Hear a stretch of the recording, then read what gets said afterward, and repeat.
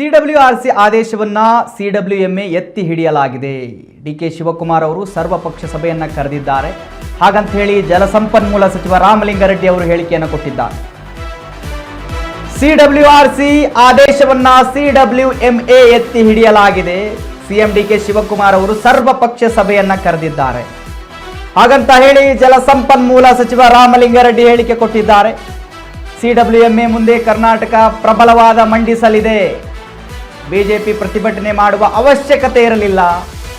ನೆಲ ಜಲ ಭಾಷೆ ಬಂದಾಗ ಒಗ್ಗಟ್ಟು ಪ್ರದರ್ಶಿಸಬೇಕು. ಹಾಗಂತೇಳಿ ಬೆಂಗಳೂರಿನಲ್ಲಿ ಸಚಿವ ರಾಮಲಿಂಗಾರೆಡ್ಡಿ ಹೇಳಿಕೆಯನ್ನು ಕೊಟ್ಟಿದ್ದಾರೆ. ಕಾವೇರಿ ವಿಚಾರಕ್ಕೆ ಸಂಬಂಧಪಟ್ಟ ಹಾಗೆ ಡಿಕೆ ಶಿವಕುಮಾರ್ ಅವರು ಸರ್ವಪಕ್ಷದ ಸಭೆಯನ್ನ ಕರೆದಿದ್ದಾರೆ. ಬಿಜೆಪಿಯವರು ಪ್ರತಿಭಟನೆ ಮಾಡುವ ಅಗತ್ಯವೇ ಇರಲಿಲ್ಲ. ನಮಗೂ ಕೂಡ ನೀರು ಬಿಡುವುದು ಏನು ಆಸೆ ಇಲ್ಲ, ಇಷ್ಟವೂ ಕೂಡ ಇಲ್ಲ. ನೀರು ಕಮ್ಮಿ ಇದೆ ಅಂತೇಳಿ ನಮಗೂ ಕೂಡ ಗೊತ್ತಿದೆ. ಹಾಗಂತ ಹೇಳಿ ರಾಮಲಿಂಗಾರೆಡ್ಡಿ ಅವರು ಹೇಳಿರ್ತಕ್ಕಂಥದ್ದು.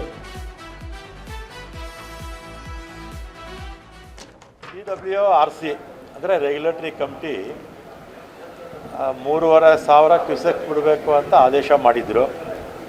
ಅದರ ಮೇಲೆ ನಾವು ಮೇಲ್ಮನವಿ ಸಲ್ಲಿಸಿದ್ವಿ ಸಿಡಬ್ಲ್ಯೂಎಂಎಗೆ.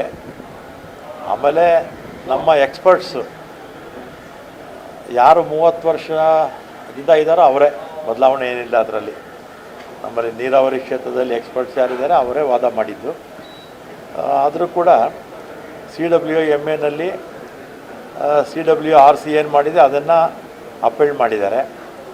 ಆಮೇಲೆ ನಾವು ಈಗ ಮುಖ್ಯಮಂತ್ರಿಗಳು ಕೂಡ 2ನೇ ತಾರೀಕು